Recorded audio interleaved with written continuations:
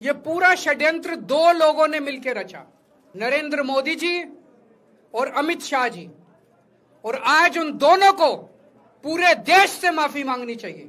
वो देख रहे थे कि दिल्ली में वो हमें नहीं हरा सकते। वो देख रहे थे कि दिल्ली की जनता हमारे कामों से बहुत खुश है। वो देख रहे थे दिल्ली में कामों की राजनीति के आधार पे वो कहीं खड़े नहीं होते। आज कोर्ट के ऑर्डर के बाद ये साबित हो गया देश के सामने, केजरीवाल कट्टर ईमानदार है। मैंने 500 स्कूल बनवाए दिल्ली में, आप 5000 स्कूल बनाओ। मैंने दिल्ली की सड़कें अच्छी करी, आप पूरे देश की सड़कें ठीक कर दो। देखो केजरीवाल को कोई पूछेगा ही नहीं। केजरीवाल ने 200 मोहल्ला क्लिनिक बनाए, आप 20,000 मोहल्ला क्लिनिक बनाओ। आप तो देश के प्रधानमंत्री हो, अरे अच्छे काम करो ना। एक चीज बता जो तो दिल्ली में इन्होंने ठीक करी हो। पूरी दिल्ली का बेड़ा गर्क कर दिया। सबसे बड़ा खामियाजा मोदी जी और अमित शाह जी की सत्ता की हवस, उसका सबसे बड़ा खामियाजा दिल्ली के 3 करोड़ लोगों ने भुगता है। दिल्ली के लोगों से जाके पूछो। आज मैं चैलेंज करता हूं मोदी जी को, मोदी जी हिम्मत है दिल्ली में दोबारा चुनाव करा के दिखा दो, 10 से ज्यादा तुम्हारी सीट आ जाए, मैं राजनीति छोड़ दूंगा। आप जान रहे हैं कि किस तरह से पिछले 4 साल से ईडी को, सीबीआई को, सारी संस्थाओं को इस्तेमाल करके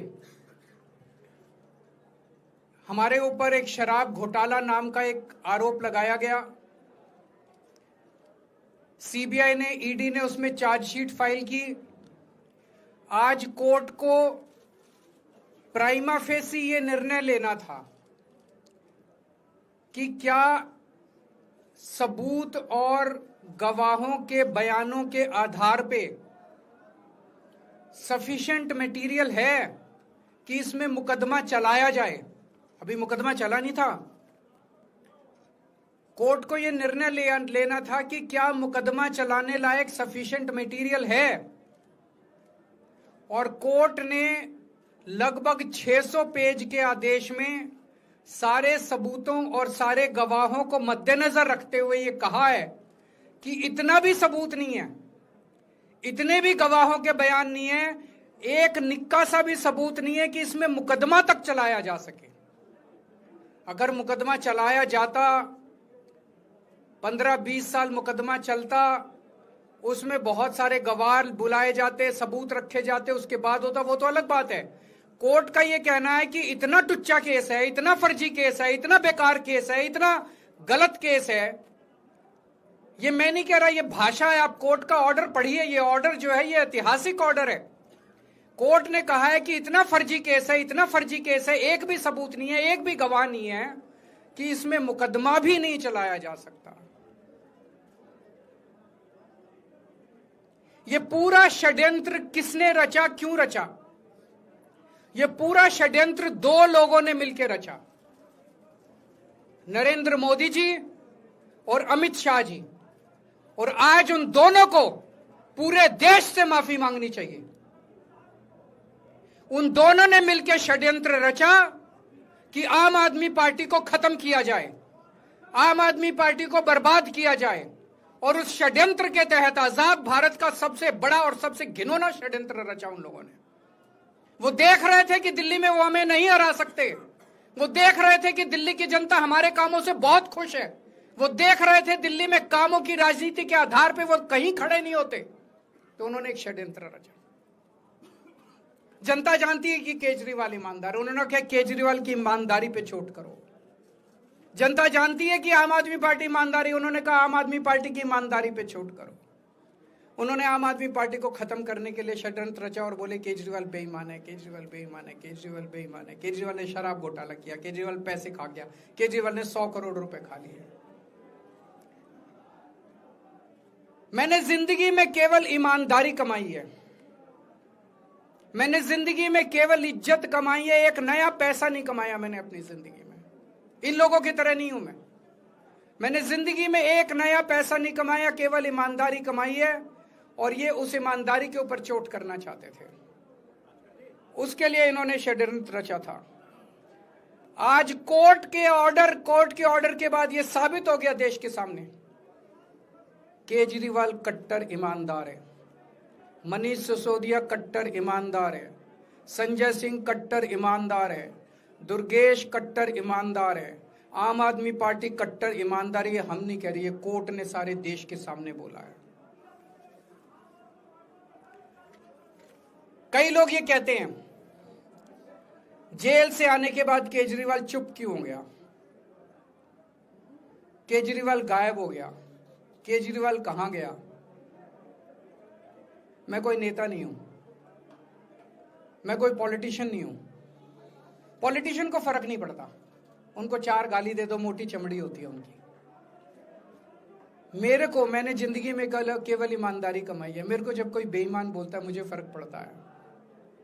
मेरे को जब जेल भेजा जाता है, मेरे परिवार के ऊपर ताने मारे जाते हैं, मेरे को फर्क पड़ता है।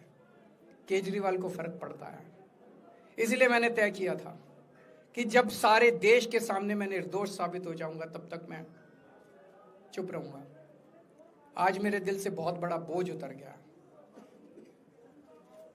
मैं मोदी जी को कहना चाहता हूं, मोदी जी आपने हमारे ऊपर इतने केस कर लिए, आपने ईडी छोड़ दी, आपने सीबीआई छोड़ दी, आपने पुलिस छोड़ दी, आपने इनकम टैक्स छोड़ दिया हमारे पीछे, आपने जेल भेज दिया हमारे 5 सबसे बड़े नेताओं को। आम आदमी पर एक समय ऐसा था जब आम आदमी पार्टी के सबसे टॉप के 5 नेता जेल में थे एक साथ। उसके बाद भी केजरीवाल का कुछ नहीं बिगाड़ सके।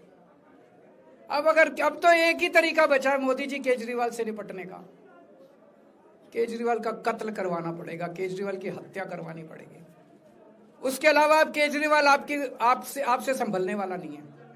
अब आपके बस का नहीं है केजरीवाल, आपने सब कुछ करके देख लिया, अब केजरीवाल का कत्ल ही करवाना पड़ेगा। और एक तरीका है, मैं पहले भी बोल चुका, लेकिन वो मोदी जी के बस का नहीं है। मैंने 500 स्कूल बनवाए दिल्ली में, आप 5000 स्कूल बनाओ। मैंने दिल्ली की सड़कें अच्छी करी, आप पूरे देश की सड़कें ठीक कर दो, देखो केजरीवाल को कोई पूछेगा ही नहीं। केजरीवाल ने 200 मोहल्ला क्लिनिक बनाए, आप 20,000 मोहल्ला क्लिनिक बनाओ। आप तो देश के प्रधानमंत्री हो, अरे अच्छे काम करो ना।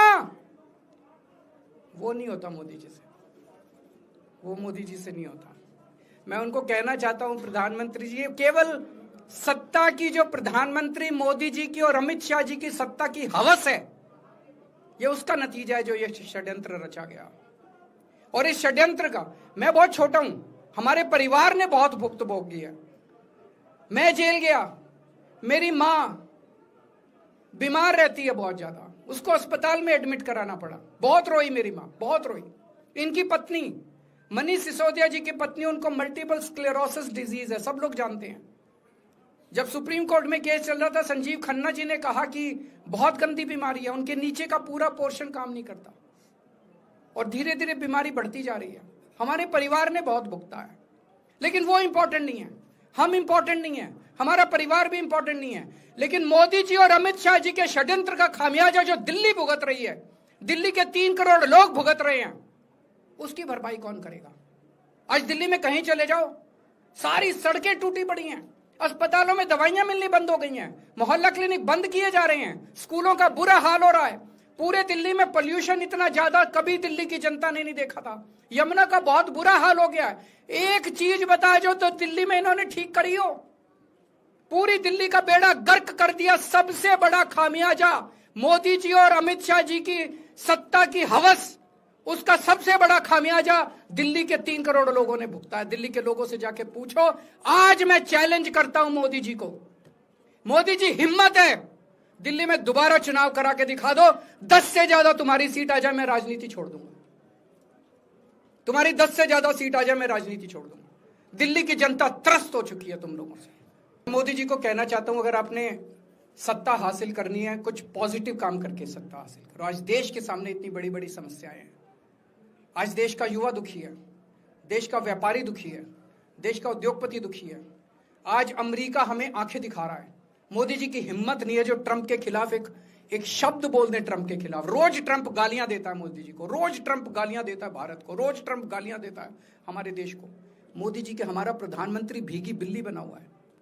अरे देश संभालिए ना, आपको हमने देश चलाने को दिया था और आप केजरीवाल में उलझ गए, आप आम आदमी पार्टी में उलझ गए। पॉजिटिव काम करके सत्ता हासिल कीजिए, ये नेगेटिव काम करना बंद कीजिए।